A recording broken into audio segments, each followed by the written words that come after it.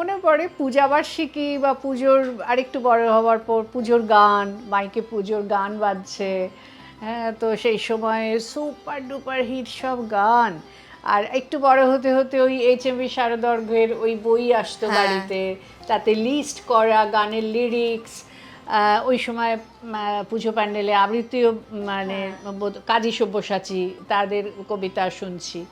তো তখন একটা মনে হতো যে আজকে কাজী সব্যসাচীর কবিতা, এই দিদি ভাই দেখ, তুই তো অত কবিতা বলতে ভালোবাসিস, এখন প্যান্ডেলে আবৃত্তি বাজছে, আবৃত্তি শোনা যাচ্ছে। আমার ভাই হয়তো এসে বললো, এই তখন মনে মনে ভাবতাম, আচ্ছা এরকম এরকম শোনা যাচ্ছে, আমি কোনোদিন বলতে পারবো এরকম, কোনোদিন এইরকম আমার কবিতা বাজবে পুজো প্যান্ডেলে? তো এরকম আমার একটা মনে হতো।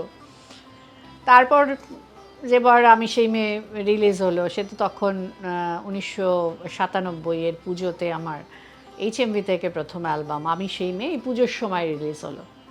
আর তখন আবার সেই দেখছি যে সত্যি কথা, যে স্বপ্নটা দেখেছিলাম, একটা মনের কোণে ইচ্ছে ছিল প্যান্ডেলে আমার কবিতা বাজছে। তখন তো ভাইকে ফোন করছি যে মনে আছে কিনা তোর জানি না, তুই এইরকম করে আমাকে বলতিস, আর আজকে পুজোর প্যান্ডেলে কিন্তু আমি সেই মেয়ে বাজছি।